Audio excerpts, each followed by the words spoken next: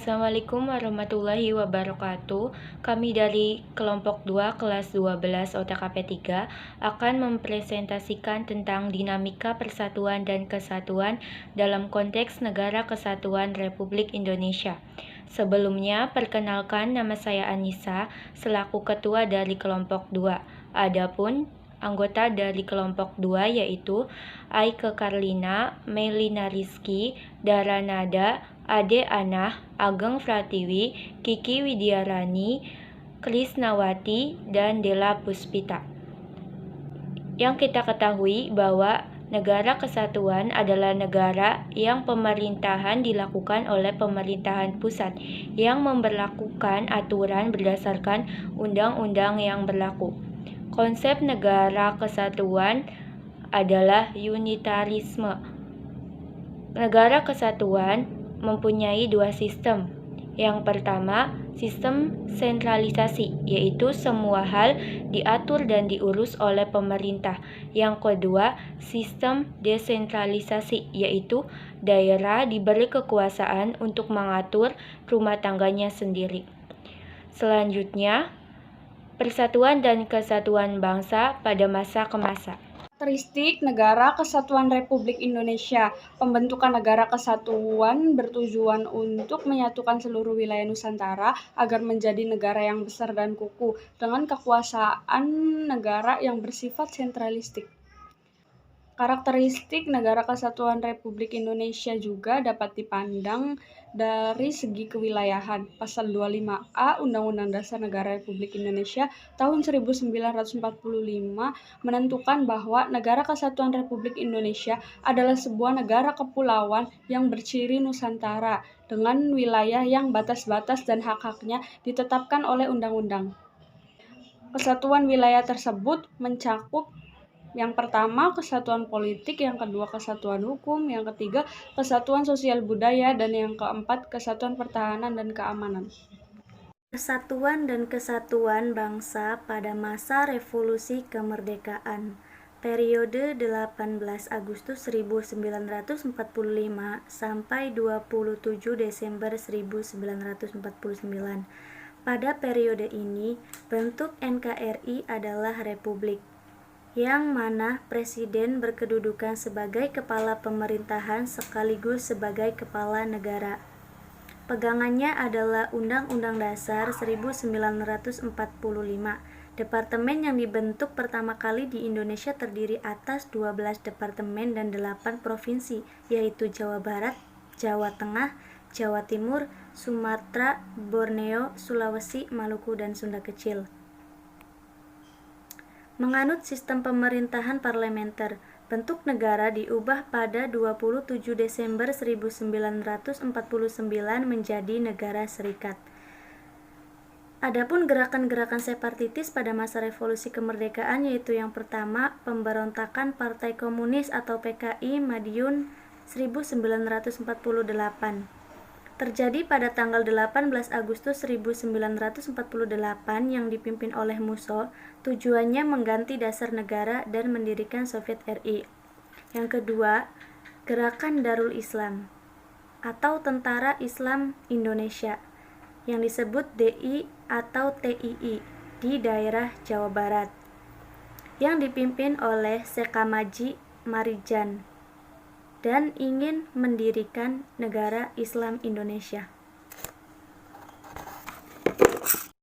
Pada masa RIS, tanggal 27 Desember 1949 sampai dengan 17 Agustus 1950, Konstitusi Republik Indonesia Serikat tahun 1949 menjadi dasar terbentuknya federasi dengan 15 negara bagian pada masa ini. Bentuk pemerintahannya adalah republik dan sistem pemerintahan yang dianut yaitu sistem parlementer kabinet semu atau kuasi parlementer.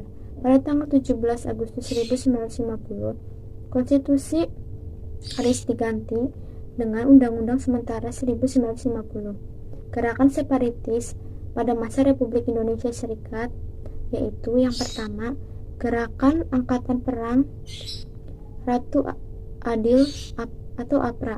Gerakan APRA dipimpin oleh Kapten Raymond Westerling.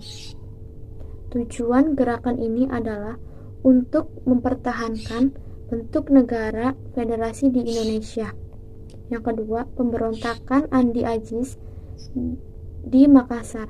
Tujuannya untuk mempertahankan keberadaan negara Indonesia Timur dan enggan kembali ke negara NKRI. Yang terakhir, Gerakan Republik Maluku Selatan atau RMS, dipimpin oleh Christian Robert Stephen Somokil yang menolak pembentukan NKRI dan memproklamasikan negara RMS pada tanggal 25 April 1950. Masa demokrasi liberal dimulai pada tanggal 17 Agustus 1950 sampai pada tanggal 5 Juli 1959, dibagi menjadi dua, yaitu pada periode ini Indonesia menggunakan Undang-Undang Dasar Sementara Rakyat Indonesia 1950 yang berlaku mulai pada tanggal 17 Agustus 1950.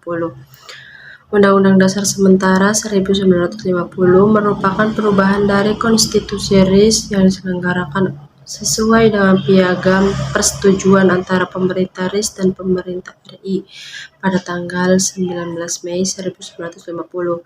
Yang kedua, bentuk negara Indonesia pada periode ini adalah kesatuan yang kekuasaannya dipegang oleh pemerintah pusat. Hubungan dengan daerah didasarkan pada asas desentralisasi.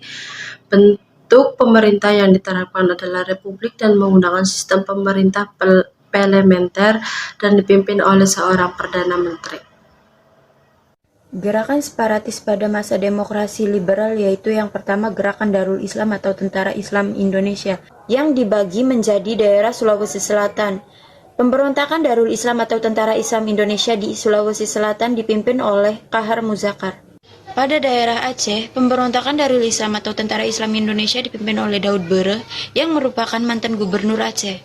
Dan daerah Kalimantan Selatan, pemberontakan Darul Islam atau Tentara Islam Indonesia di Kalimantan Selatan dipimpin oleh Ibnu Hajar yang menamakan gerakannya dengan sebutan Kesatuan Rakyat yang Tertindas.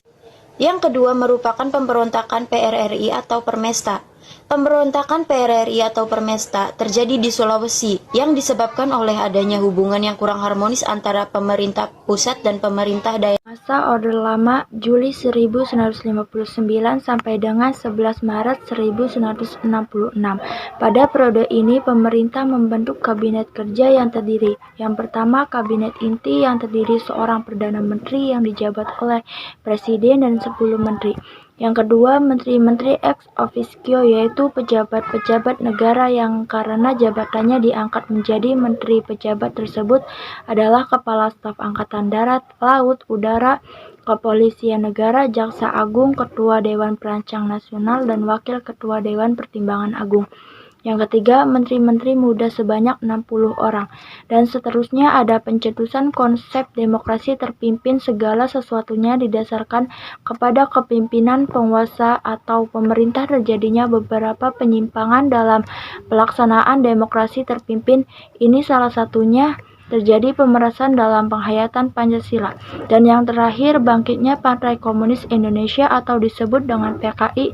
Gagasan Nasakom inilah yang memberi peluang baginya PKI.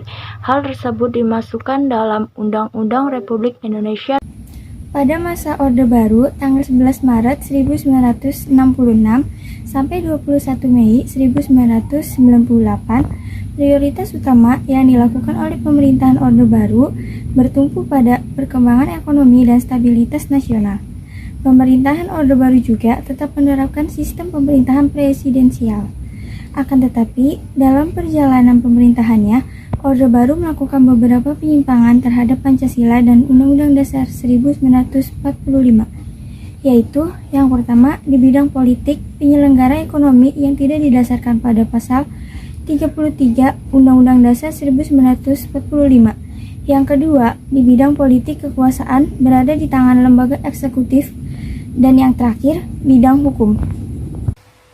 Pada masa reformasi tanggal 21 Mei 1988 sampai sekarang, pada reformasi pemerintah melakukan perubahan atas UUD 1945 dengan mengamandemen UUD 1945 menjadi konstitusi yang bersifat konstitusional yang dilakukan MPR sebanyak 4 kali pada tahun 1999, tahun 2000, tahun 2001, dan 2002. Di masa itu juga sistem pemerintahan tetap presidensial. UUD 1945, NRI tahun 1945 memberi peran yang lebih proporsional atau yang berimbang terhadap lembaga-lembaga negara dan kontrol terhadap kekuasaan presiden menjadi lebih ketat. Dan pemerintahan mengubah struktur ketatanegaraan Indonesia dengan menerapkan kedaulatan di tangan rakyat dan dilakukan menurut UUD Pasal 1 Ayat 2. MPR merupakan lembaga bikameral, presiden dan wakil presiden dipilih langsung oleh rakyat. Sekian presentasi dari kelompok kami. Mohon maaf bila ada kesalahan atau kata-kata yang kurang berkenan. Kami ucapkan terima kasih. Wassalamualaikum warahmatullahi wabarakatuh.